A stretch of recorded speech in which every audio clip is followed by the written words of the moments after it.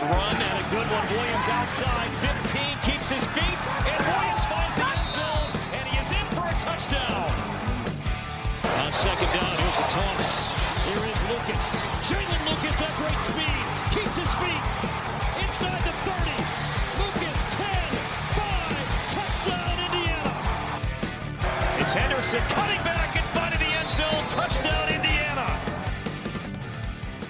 Welcome to the LEO podcast. I'm your host, Michael Bragg. You can find me on Twitter at Bragley, Braggley. Voice is kind of back now. I don't know. I'm here with my co-host, Brandon, who is back. You can find him on Twitter. It's at Brandon Dubich. Brandon spelled traditionally Dubich, Dubich. What's up, Brando? I know you were at the game. I was not, but I was downtown, and holy hell, was there a lot of Cards fans. Yeah, I don't know what it looked like. Well, we can talk about it now. I don't know what it looked like on TV, but it didn't feel like it was much more than 50-50, 55-45 in the stadium. Tale of two halves. In the first half, you could literally hear the Louisville fans through the TV. Oh, yeah. And then in the second half, it looked like the entire stadium was IU fans. Yeah. So, yeah, I think the camera crew did a really good job. Yeah, and upset of the year, our student section looked a heck of a lot better than their student section did. And it wasn't very big. I don't want to brag about it or anything. It wasn't massive, but it looked a lot bigger. And they were talking about how they got buses up and all this other stuff. So I'm tired of talking about it. We're not going to talk about that anymore. Okay, moving on. Speaking of tired of things, Seth's here with us again. If you haven't done it, block him on Twitter. It's at Setah5, SETAH5. What's up, Seth? Any Papa John sightings down there? No Papa John sightings. I'm trying to think of any other Louisville famous alumni. I don't even know if he's alumni, but ties. There's a bunch. I think he is. We were at the stadium. We were at the Sheridan hotel for like a quick second on Saturday because we met our friends there who was staying the night for the wedding, and somebody was wearing a Ravens jersey. And my wife knows a lot about football, but didn't know Lamar Jackson went there. Oh yeah, so yeah, a lot of Lamar Jackson jerseys. Really, that's what I was gonna ask. I was like, was that the only one, or no? Has Louisville adopted Baltimore? I should clarify. There were a lot of Louisville Lamar Jackson jerseys. Gotcha. The one I saw, like I said, was a Ravens. There were a couple. There were a few. They were. Okay, let me get this out of the way. Their fan base, without being like overly obnoxious, like Ohio State fan base, like in your face, like smell weird and like stuff like that. Like they were the most overconfident fans I think I've been around since maybe like Nebraska.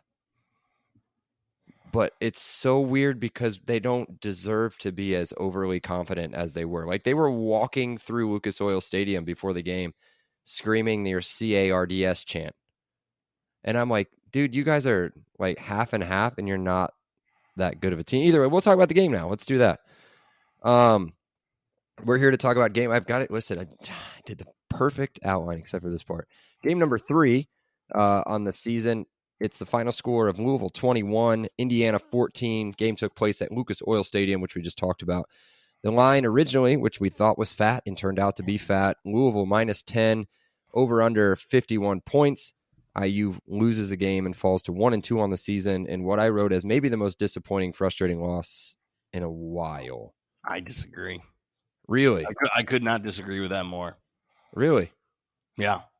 What did you a different one in mind, or you weren't disappointed? I had this as Brando's Randos. We'll just talk about it now because I feel like it's not really a question, just more the way I felt. If these halves were flipped, I think I would describe it as you just did. If we won the first half 14-0 and then lost the second half 21-0, I'd be mad about halftime adjustments and being out coached, which I still think we did. But I left that second half being hopeful. I think there was a lot to build upon. So no, I'm that, and I know I see you shaking your head and shaking your head. That's why I'm not frustrated, because like if we would have got beat 42-0, I would have been so much angrier. But our defense made adjustments. Our players made playback performances. Boys, we got a quarterback. Yes, we do. We'll talk about that. All of that mitigates, in my opinion, the loss. Okay, so let me explain myself with that. When you came out on what I would call my side of this, I legitimately I was doing yes, not like bad head shakes, but yes, I'm disappointed because of how well we played in the second half and what it came down to lose the game the way that we did it. Now, maybe it's just because of the way I watched it live. Maybe it was just a the way atmosphere worse and everything. Experience to watch live, for sure. Yeah. Now, I mean, we're talking there are some of these games that haven't really been that close. I mean, I guess you could go back to a frustrating game last year, Rutgers away, but that's a different kind of thing. Nebraska away. Yeah, this game we felt outside of really, I wouldn't say the entire first half, but most of the first half, we were outcoached. We didn't look like we deserved to be on the same playing field as them. And then all of a sudden, it's like this, we're the exact same team. I mean, it's crazy. And so we'll talk about it. We'll talk about it right now. So in key stats, usually I would put some stats, but what did I do this time, guys? Just have a picture.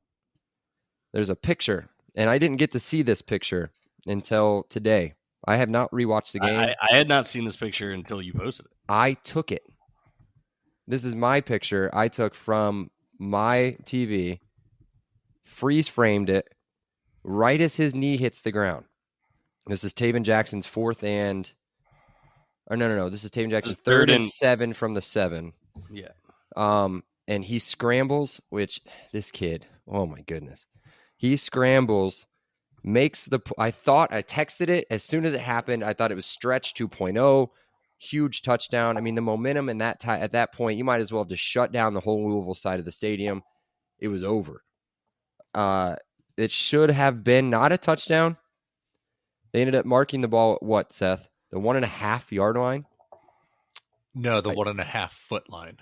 Is that what they called it? Yeah. They should have put it at the 1.5 inch line. Oh, yeah, for sure. They never, yeah. They're not going to do that. But no, that's how close it was. No, so Seth, I think you're wrong on that. They did put it on the 1.5 yard line.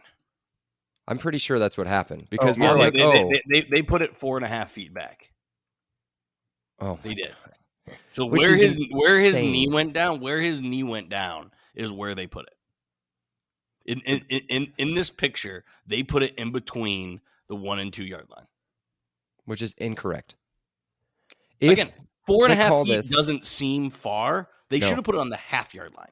At that point, sorry, go ahead. 2 feet is a lot different than 4 feet. At that point, there's no timeout. Probably there's nothing. You have a 6 foot whatever quarterback. It's a sneak, most likely a touchdown at that point. But because you're further out, sneak from 4.5 feet. You can sneak from 2 feet. Exactly. But here's the thing. I'm gonna give you a hypothetical, and I hope I don't steal one of your randos here. Had they called that a touchdown on the field, do they overturn it? Yes. Do they overturn it? Yes. Seth's shaking his head no. I don't think they overturn it. Look at the picture. And it is, if you're dead on that line, it's very close. My thing is with your picture, his knee's already down.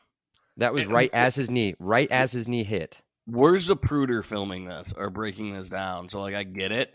It didn't look this close on live TV. Now, I didn't rewind it and stop it. It didn't look this. It looked like he came up a half a yard short.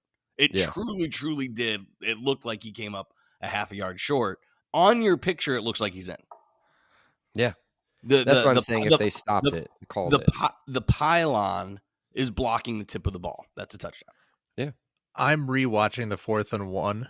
They call it 4th and 1 or 4th and goal. It is from the half yard line. It is from 18 inches from the goal line. Interesting. Okay. I don't remember that way. There's a reason why Never mind. We'll talk about that later. But either way, live, it felt like it was in. And the way the players reacted, and you could kind of see it on TV. I saw that today. The players you could see on TV were calling it a touchdown. They showed one replay in the stadium. That was it.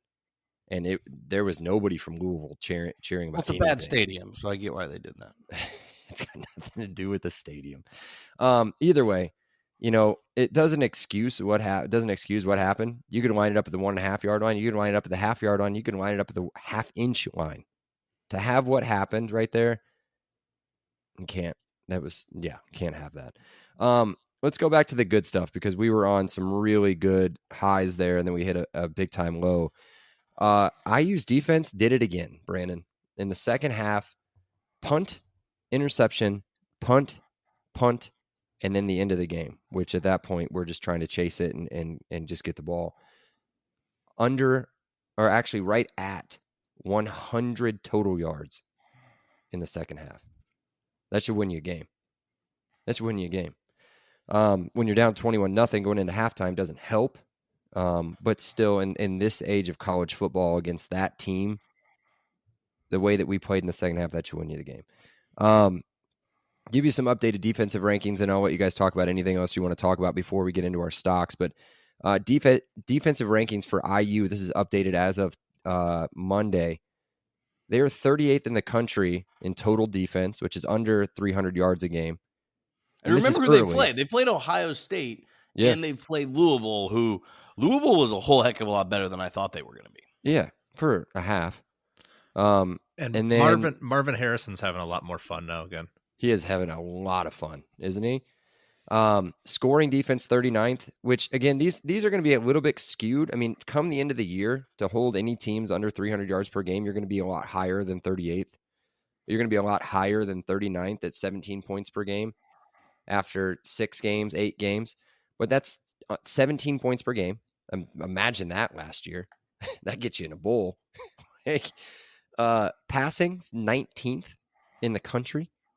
And the running game, which really this game was the one game that we got kind of torn up in the first half, is 77th in the country at 133 yards per game. Again, that's going to go up. I think that's a top 50 run defense come the end of the season. But those are really good stats for what we thought was probably going to be the weaker part of the team. And especially the secondary. Oh, the secondary, my and we've probably played against, I don't know, 3 NFL wide receivers. The Sharp, is that his name? Thrash. Ooh, he's quick. He's playing in the NFL. He's quick. I don't know what his role will be. I don't know. Oh, bad. Twice. But yeah, I mean, that to be top 20 playing the wide receivers IU went up against. Here's my thing, though. I'm burning all my Brandos Randos, so I apologize. What?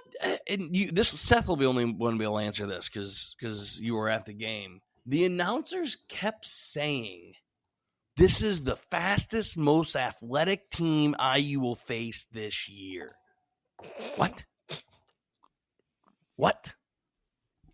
Did that make any sense whatsoever?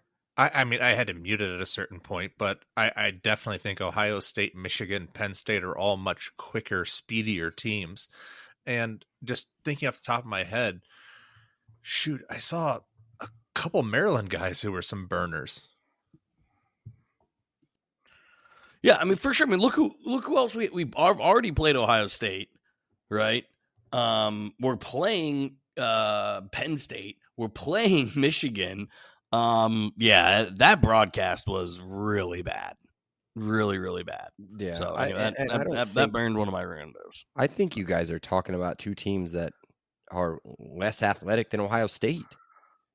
I mean, we're talking about two potential day one wide receivers that were completely shut down in that game. And Henderson was supposed to be the best running back one of the best running backs in the country, right? If not the best running back in the country. So yeah, I'm not sure. I can see it. I'll tell you, what's his name? Jahar Jordan. He's quick. He's a quick little back, and Braum did a really good job of exposing the edge opposite of Carter for sure. Okay, so that's enough of that. I'm just going to stop. We can talk some more about the game kind of as we go. Let's get into our stocks. Let's go reverse. Let's be real negative first. Let's go stock down. Okay. I think we might all have the same player here, boys. Stock down on offense. Brandon, what do you got? You want player or? It doesn't have to be a player, sir. It can be whoever. Player, coach, scheme. Right. I'll let you guys go in on it because it's just turning into a bit, and I don't want it to be a bit, so I won't take the obvious one. I'm going offensive line stock down. Oh. They were getting no push at all. The running backs had absolutely no holes whatsoever. Now, I thought they could have been schemed up a little bit better. I thought Christian Turner should have got the ball more. But I do think, you look at what the offensive line did against Ohio State versus what the offensive line did against Louisville, and it did not have as good of a performance. Now, I'm going to steal what Bragg says. This does not mean that I don't like the offensive line. I think the offensive line as a whole has been drastically better than last year and better than what I expected. But they were doing no favors for the run game whatsoever. So stock down to the entire offensive line. That is specifically the interior. That is not where I thought you were going to go. I'll give you that. I will. I think without Matt Bedford in there for a lot of the game, only reason he came in was due to an injury. What was up with Carpenter's snaps, man? Not great. They'll get that. Woof, dude. You're an upperclassman. Come on. What I can say is that I just want to double check the box score real quick. 0 sacks. 0 sacks, but six TFLs. No bueno. And I'm not sure that they gave that up against Ohio State. I know they gave up at least 1 sack to Ohio State. I was going to try to pull that up real quick. Seth, who's your stock down on offense? All right, I had 2 names written down. The first name was Christian Turner. I think he had 3 touches. He just doesn't seem to be utilized in this offense in any way. They have plenty of other running backs, so that's not too big of a loss here. But I think the biggest name here is it's clearly still Walt Bell. I think the direction this offense is going in is really rudderless. Sometimes he has these great offensive scripts to start the game, and you think that it's going to be this awesome offensive onslaught, and then they just make no adjustments whatsoever, and the production falls off the table. And then other times, like, Saturday, for instance, there is nothing in the first half. They have no cohesion. They have no initiative. And then all of a sudden, he figures out some adjustments that start to make a little bit of sense. And he picks it up. The players start to believe, but there's never a consistency to the approach. And, so I feel like while you've solved some issues, you still have this giant Walt Bell shaped problem. Yeah. What drove me nuts was it was so predictable that every single 2nd and 10 was going to be a run. And then I had to listen to the horrible announcers say, oh, Walt Bell told us that this strategy was to not put them in 3rd and long. Are you kidding me? You're averaging 2 yards a rush. Running the ball on 2nd and 8 is guaranteeing putting yourself in 3rd and long. His play calling is so predictable. It is either run, pass, or pass, run, pass. There is no shaking it up whatsoever. There's creativity when it doesn't need to be. That first drive, when we were driving it, first down, unnecessary reverse that puts you at 2nd and 15. And guess what the next play was? A 2nd and 15. A draw up the middle to make it 3rd and 12. Are you kidding me? That's why I wanted to save the Walt Bell, because even when things are going good, he finds ways to screw it up. I just think his situational awareness is subpar. The way he uses players, the pitch counts he puts different players on from a target or touch standpoint, it doesn't seem to make sense for any kind of long-term identity.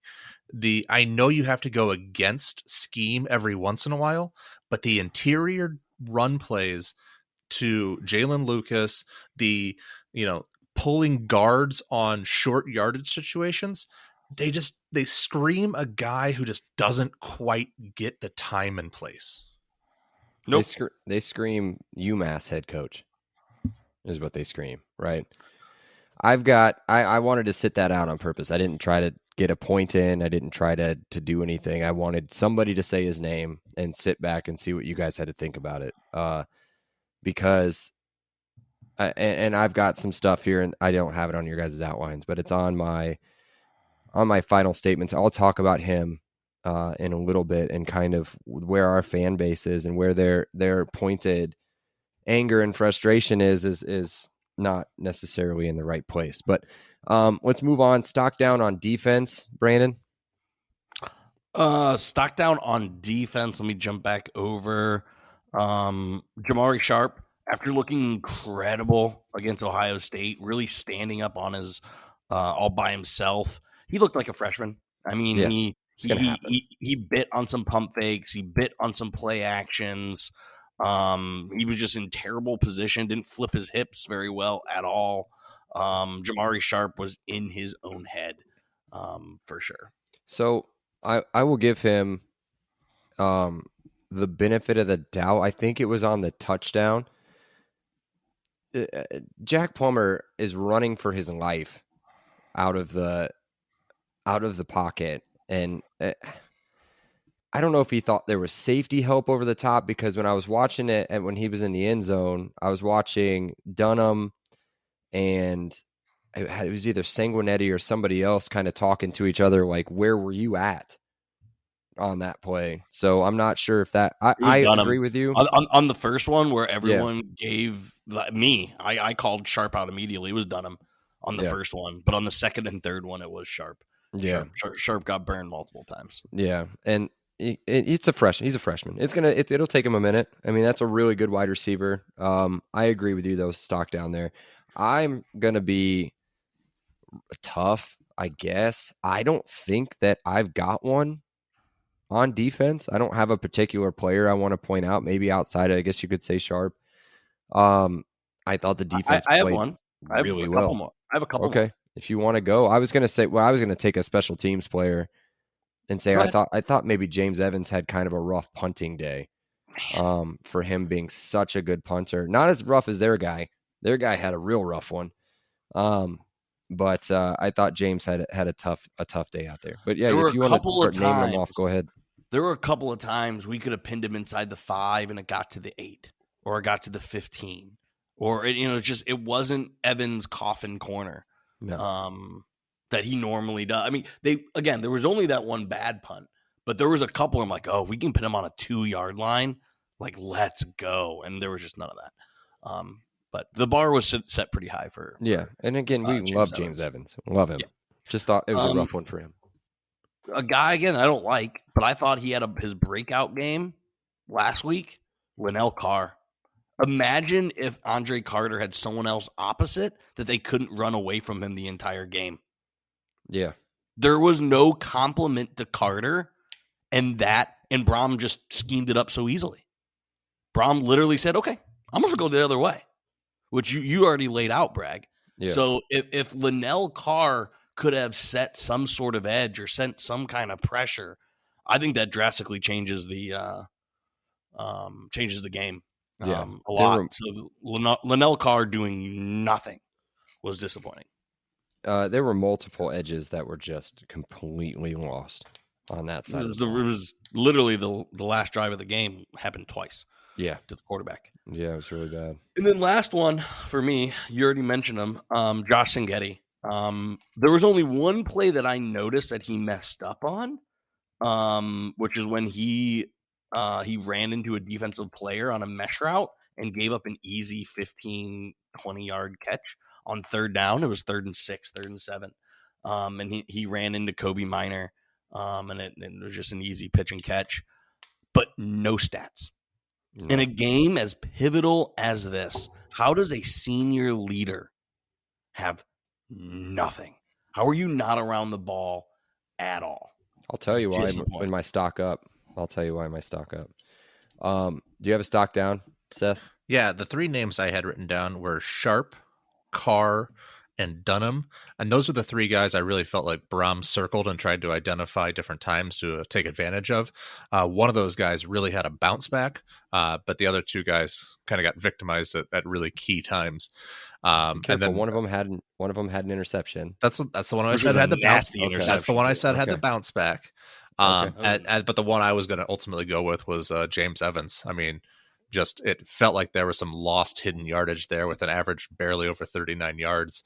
You expect a little bit more from him, and again, he's set the bar really high. So that's all I had. Okay, let's go to stock up, and there's a lot. I mean, really, we'll go stock up. We'll stay on the defensive side, then we'll go to offense because I think we'll all have probably the same players on offense. What do you have on defense, Brandon? Aaron Casey. Okay, because he's oh my goodness. Second game, he was the best player on the field, regardless of position. Now, I had to hear the broadcast. This Louisville corner is going to go to the league, and this guy's going to go to the league. Aaron Casey was the best on either side of the field. Oh my! That time where he almost tackled 2 guys at once.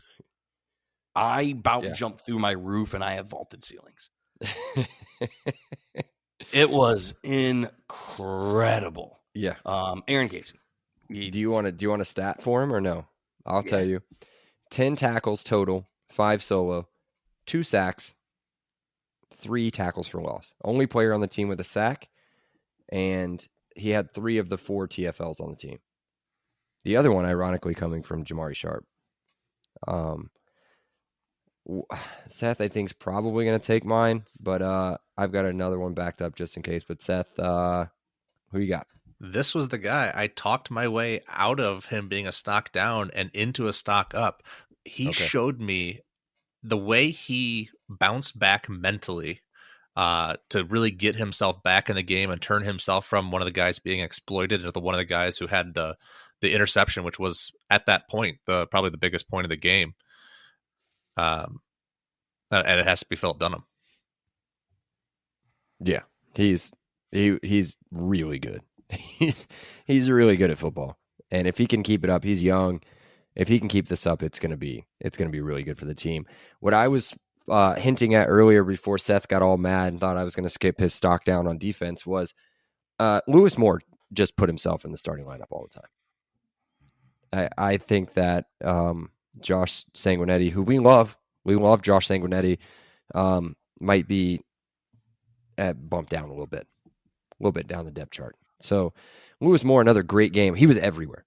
He was everywhere where we didn't need him to be. We did not need him to be making 7 tackles in this game. But if he doesn't make these 7 tackles, it's a lot worse than 21-0 going into halftime. And he had one that I remember, 2 that I think I remember. He had one thump. Oh, on Plummer. I think it was on Plummer, I think. Okay, or it was on Johnson, one of the 2. It was Johnson. Yeah. He was kind of tiptoeing. He was tiptoeing inbounds, and he just goes, no more. Yeah. And it was a completely legal hit. Just put his shoulder pads right in the side of him and just launched him. It was awesome. Yeah. It was. Yeah. So it was along my sideline. So it was kind of a hard angle to see because, and this is going to sound really bad, but we were low enough to where it was kind of like, couldn't really see above the players a lot along that sideline, but you could you could feel it. And when you watch the replay, Johnson has no idea he's coming. None. Because he kind of pops out from behind, I think it's a wide receiver is engaged with one of our corners, and he, bam, done. So it was awesome. All right, let's move to offense. We may all pick the same person. I don't know. Brandon, who's offense? Stock up. I also had Noah Pierre. He had 2 massive pass breakups. That would have been that He had a made the huge comeback one. possible. Yeah. Oh yeah. So I want to, this is a partial Noah Pierre podcast. That's right. A stock up on offense. I'm going to go with my honorable mention, and then I'll go with my real one. What a catch by Bradley Archer. Mm-hmm. Oh, my God. You got to find a way to incorporate that if he has that. That was incredible. So you got that Bradley Archer honorable mention. I didn't think he'd ever make our outline, but holy cow. He looks good. He looks pretty But good. the main one is Taven Jackson. I mean, we got a quarterback for the next almost 3 years. He's real. I think I read it. I either read it on Pigs.com. If you don't subscribe, or I heard it in a 1070 The Fan radio interview that he's kind of not a practice player. That like he's a gamer, right? I don't know where I heard it or read it, and you could tell. And he's a leader. The players respect him. His post-game interview where he only took the blame himself. How many times do you see people, blame a coach or a play call or compliment a team? He took it all on himself. Taven Jackson's the man, and I'm really, really excited to get to watch him play football for the next 3 years. So before Seth jumps in, he's part of this other group text, not our podcast group text, but another group text. And I texted early third quarter, I think it was, and I said, we've got ourselves a quarterback. And I got 1 thumb down on it. And it came from the other Purdue fan in the group because he was watching the game and could see the same thing everybody else could see. Now, granted, his stats, not unbelievable in this game, but 24, 34, 299. His average will make Brandon puke, but again, not his fault. 1 touchdown, 1 interception, which I was screaming in the stadium if we want to talk about the pick. He was a little hyped. I think he came out a little hyped, threw the ball a little high. But Seth, Brandon, you guys played high school football, high level. One of you did high school football. When the ball hits you in the hands, you catch it. Thank you. And that's what happened in that play. And from somebody that's been playing a lot of college football, he should have caught that ball. And if he catches that ball, maybe it's a totally different narrative because they did score off of that pick. So I'm not going to add anybody else. That was my pick. I can, but I think he's going to take this next guy. Seth, who's your stock up? No, you're not allowed to. The answer is a clean sweep across the board. I will even get his name right this time. I'll stop with my little shtick of not knowing his name. The answer is Taven Jackson. I mean, the fact of the matter is it's his job, and it's his job for the next 3.5 years. Don't mess with his confidence with rotating drives or reps. It's his team. Let him, if he's not a practice player, who gives a crap? Let him go out there and ball. This is his team. This is his program. You've got to let him figure this out. Put up with the growing pains. That's okay. His habit. He's got 3 games of this now. The first few drives, he's going to throw it high. He's probably going to get picked off once or twice in this early period because of it. But he's going to figure it out. He figures it out as the game goes on. He makes the mental adjustments. He makes the improvements. You don't just have an athlete back there. You have a quarterback. Now, create an identity around him and build an offense that works and a framework that takes his skill set and puts it in places where he can be advantageous and make, good, easy decisions. It's not overly complicated. Does Walt Bell do that? Yeah, to be determined. Yes. Listen to this. What if I threw this name out, and don't take it too far? It's just a minor comparison to the way that he throws the ball and the way he kind of acted like this. Doesn't it seem like early Panthers Cam Newton, always throwing high? You don't see any of that in there. That's what I kind of compared it to, with his kind of moxie and he's not as much of a dick, I guess you would say, as Cam is and was. And I like him. I actually like Cam Newton. But I don't know if it could come across on TV or not. This dude had full control of everything. He wasn't. It didn't look like it. At least he could have rushers coming at him. His pocket presence looked insane live. He was getting pressure coming off his right. He just moved around it a little bit and would either scramble to his right or make a throw over to his right. Very, very good. Again, so a few things that I love, and these are so minor, and people that know more about football may laugh me off at this, but when he took a shot in the pocket, popped right back up, and either smacked the defender in the helmet saying good job or did a little bit of jawing, I like that. Me too. I like that a lot.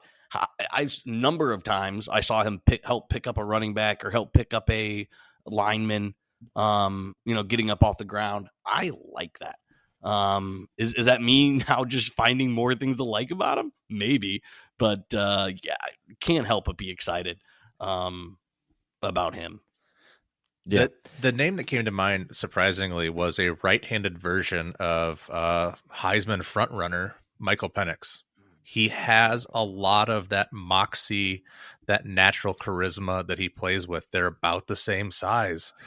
I think they have a lot of similarities, whether you like to believe that or not.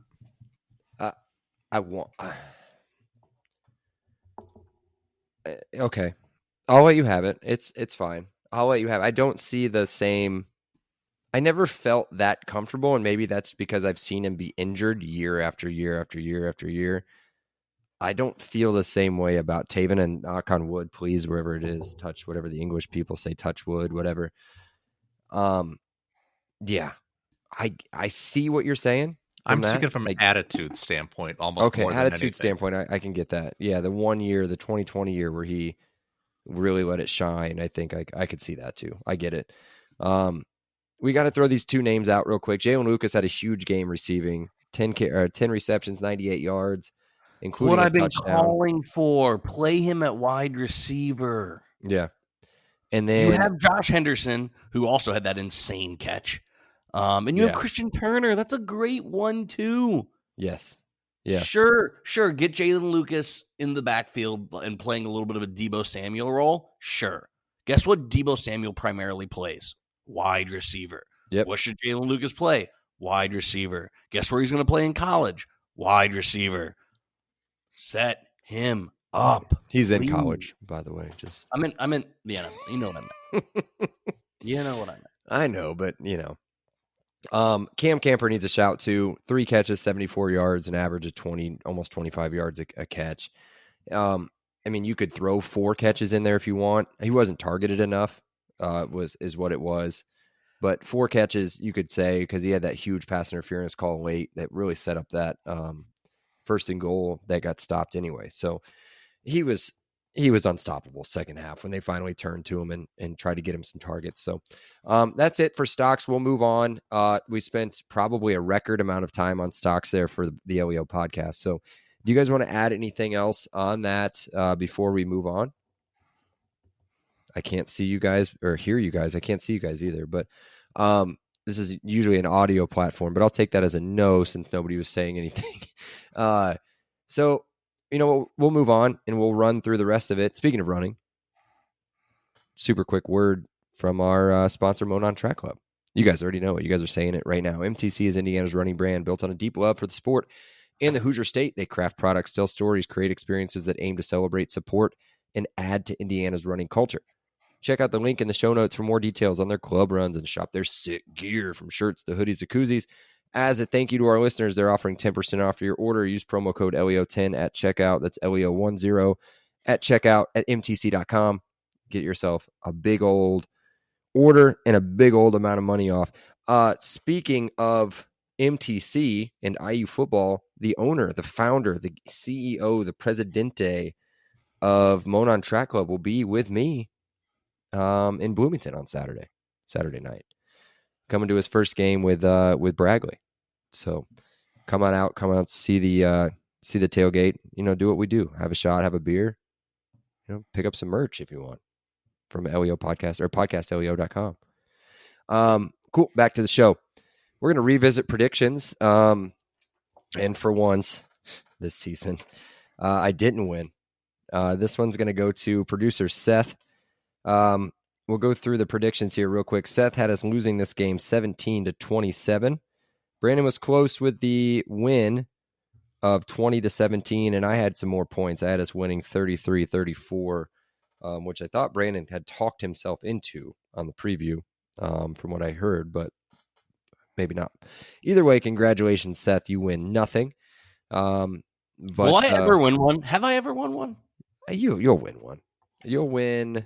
I don't think I have. When the shtick was that I wasn't allowed to win, sometimes you got the token win. So I know you've at least been credited with a win before. Because if Seth, we'll let Seth win the next one if he wants. And then it'll probably be me the rest of the way. I don't want a pity win. Although we need Seth. We know what, to be honest with you, we need Seth to win the rest of the way. We need it to get us to 6-6. That's what we need. We'll take better than 6-6 now because we got a quarterback. All right, speaking of that, let's get to Brando's Randos. Do you have anything left? I do have only two, since we've already covered two. Okay. Thoughts on this option offense / quarterback running the ball? Hate it, love it. So hate the option, hate the triple option. We're not Navy. We can run it every now and then, which is what I think Seth's going to say. You know, we want to run it 5 to 8 times a game. Fine. But it can't be your base offense. Not with this quarterback. Not with that arm. Did you see those passes down the field? They were buckets, dude. Got to get him throwing the football. Seth? So I think the play call split was 27 runs, 34 passes, at least. There could have been some scrambles that were called passes but ended up being rushes, but I think that's what the credit was, at least. You're down 21. Right, and I was going to say they were put up against a wall there. So I definitely think it can function as part of an overall offense. In the Big Ten, I don't think it can exist as the entirety of the offense. You have to have balance. You have to be multiple, and you have to be somebody who can play off of your tendencies. And so that's what you really have to have is, you know, these teams that have identities and that can play off of and into those tendencies. They really get, there were times when Wisconsin would just roll out a team and beat most other schools just because their identity as an offensive, zone-based running team was so ingrained that it didn't matter who the quarterback was. IU needs to eventually figure out what that identity is. If the option ends up being a part of it, great. But I don't think it can be the be-all, end-all to the identity. There has to be some kind of play action. There has to be some kind of quick pass game, and there has to be some kind of between the tackle running scheme that can accomplish short line gains in goal line and short yardage situations. Yeah, 100%. Ready to get your crystal balls out? Need 5 more wins. I think we all had a consensus on Akron and Michigan State, right? Yep. Maryland looks good. Rutgers looks good. Illinois looks bad, and Wisconsin looks bad. I am out on Rutgers, and I am holding firm hard. No. I think IU is. I don't think IU can beat Rutgers right now. No. Oh, Rutgers has looked good. They've looked. I mean, obviously going to be a test this weekend for Michigan, but I'm with Seth. Rutgers has looked great. What's the spread on the Michigan game? Because I'm going to pound it. 24 points. Pound it. 28 plus. It's in Michigan? It is in Ann Arbor. It doesn't matter. It doesn't matter where it's at. The answer to your question, Brandon, if you guys remember from we could go back to the season predictions podcast. I had 3 yellow highlighted games. This was one of them. That was a toss-up, right? There's 2 more at the bottom of our schedule that these 2 teams do not look very good right now. I didn't want to say it for Seth. I didn't want to say it. One of them's at Illinois. That team is a mess. Yes, Altmaier, not good. The other one, and I don't want to hurt Seth's feelings too bad, but Purdue's defense. That game is in play. That game is Purdue's defense against the run, and especially against a mobile quarterback, to give up 200 yards to a quarterback. Hey man, I signed up to see it again on Friday, so I didn't watch it. I told you guys, and you guys know this about me. If IU loses, I won't watch college football the rest of the day. Doesn't happen. And if the Colts are off on the NFL a bye week, chances are I probably won't watch it, or I'll just turn on Red Zone and just go out throughout the house and whatever, do things. But I didn't watch those 2 games, but those 2 games are in play. I've got Illinois as a win already, but we all had Purdue as a loss, a close one. But that game looks maybe leaning if this team can turn a corner and use that second half as any sort of momentum. Could really be something. Michigan State looks really bad. Wisconsin doesn't look very good either. I was just going to say that. They looked awful against Washington State. Georgia Southern had it close for a while. Mm-hmm. We all hate ESPN's FBI index. They got that as a 60-40 game. Yeah. Well, now it does. I don't think it was that close to begin with. And to be honest, guys, let's pump the brakes. Pump the brakes a little bit. I don't want to hate Rutgers too much. I do think that their win, I think that win at home against Virginia Tech seems to be okay. I also don't think Virginia Tech is a good team, man. They're not a good team. They came back against Purdue, which I couldn't believe, but then Purdue shut it down quick after that. I mean, on the road, you got to win that game after a giant delay like that. You've got Purdue there. They're waiting around. How long, Seth? 6 hours? Half an hour to start, 5.5 after it started. So 6 hours, you win that game at home. There's no reason to lose that game. And they got whooped. And I'm not convinced by Rutgers. You got to have a solid quarterback play. Their defense may be okay, but remember, this is how they started the year last year, and they got just destroyed when they started playing good, consistent opponents. So, to answer your question, I do think towards the end of the schedule, the 2 yellow highlighted games, as well as maybe now Wisconsin, is in play. So, yeah, that's it, right? Seth Sack, what do you got in your sack there, bud? All right. This one is called Tweets Not Sent Saturday. Oh, crap. This was about... Were they mine? No, well, some of these I shared with you already. All right. Louisville fans. The best of Kentucky, the worst of Southern Indiana. The under was easy money. And then this was a little bit more nuanced. This one didn't fit into a tweet form. And I guess this will count as my final statement. You're starting to see an identity for the football team. I know we talked a lot about how the offense doesn't have an identity, but the rest of the team has really started to take shape. I think you've seen a toughness from the defense. You've seen a special teams that's solid. I know we ragged on Jimmy Evans a little bit today, but you have complementary football being played in the defense and the special teams. If the offense can come around, there is a lot to like. And if you look up and down the 2 deep, there's a lot of eligibility left on the roster too. So I think there's a lot, you're 1-2, you're really cheesed off about, how this game ended up, but there is a lot to be excited about. You have a firmly entrenched quarterback, and you have a lot of youth who are now excelling in roles with a lot of time left on the clock. Yeah, I love that. The defense is good. The defense is legit. And I think, and I'll talk about it here in just a minute. Is that it in your sack? That's it?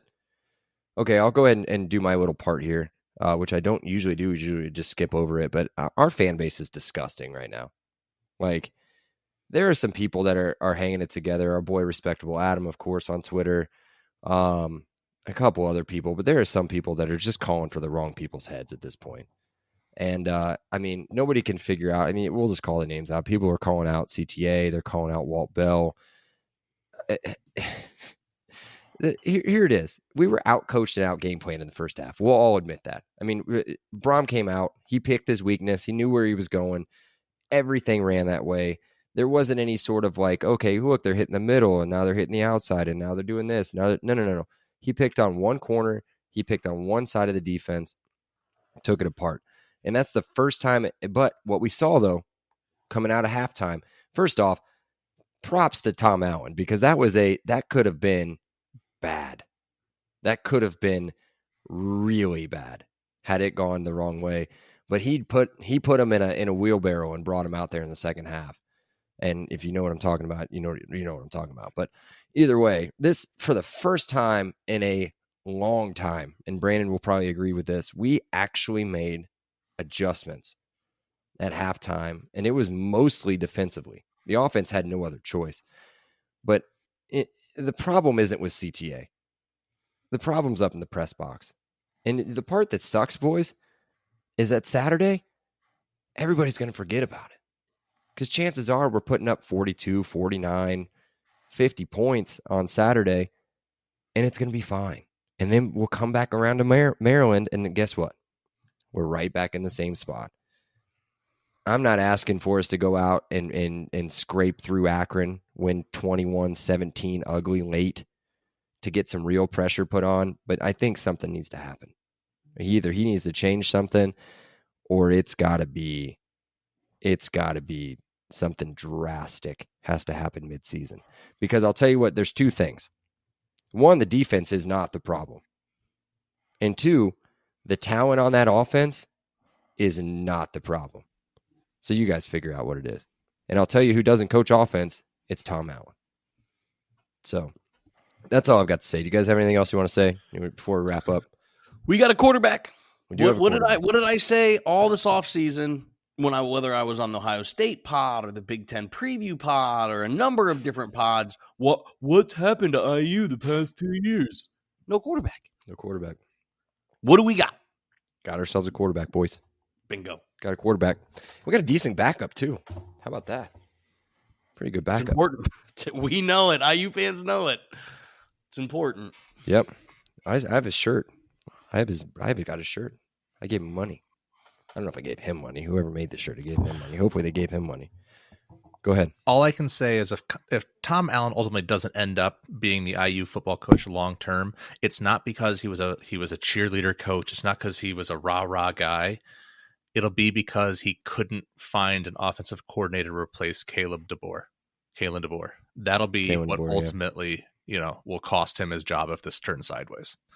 He's got it. You know what he has to do? If okay, let's just hypothetical. We do okay, but Walt Bell's out at the end of the year. If you're going to hire an offensive coordinator, it's his last chance to hire an offensive coordinator. And it's got to be big, dude.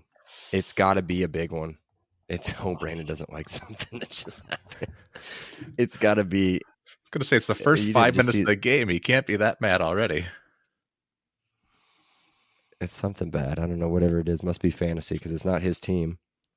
Oh, yeah, but either way, it has to be a big splash signing. I'm not saying the biggest offensive coordinator out there, but it can't be UMass's ex-coach. It can't be that. It's got to be somebody that's going to come in with an attitude, change that direction of that, and have an identity. How about that, Seth? Have an identity on offense. So we'll see what happens. Brandon, anything else before you want to tell everybody what you were freaking out about, or? I have Chris Olave first touchdown, and he got hit hard and the ball got jarred loose. Oh. So that was almost $100 in my pocket. Okay, and I'm of course playing against fantasy of him, and if they score a touchdown, I'm in deep trouble. It could still happen. I know. So for both of us. Okay, us. We'll wrap it up. I'd feel better. I thought Brandon was going to be real mean and bad. No, I feel better. Because I felt okay. I mean, I was frustrated after the game, but I feel better. All right, be sure to check out our podcast on Twitter, Instagram, Threads. It's all at Podcast LEO, website podcastleo.com. Check that out for if you need help to find any of the links to find our show, find the store, to follow us on Instagram, do all that stuff. Remember, Instagram, 100th follower, free shirt. They're nice shirts. You can ask whoever you want. Ran into a couple people while I was out there. Special shout out. I got to find the message. He shot it to me. I'm not going to be able to find it this quick. But either way, really appreciate meeting up with you at the pregame. Nice to meet you. Nice to meet all the fans. It's so weird to say that. Really appreciate you guys listening and supporting the show. Be sure to follow Big Banter Sports. It's at Big Banter Sports for all the latest updates involving our podcast and what Brandon wouldn't say, as well as our other 13 crappy football teams in the conference. Be sure to download, rate, review, follow on all of our platforms, and join us next week as we preview IU's chance to bounce back. Do you get it? Akron, rubber, zip. Okay. Against the Zips. Until then, we love you guys, Elio. Elio. Zap the Zips. Zap the Zips. Elio. He said it.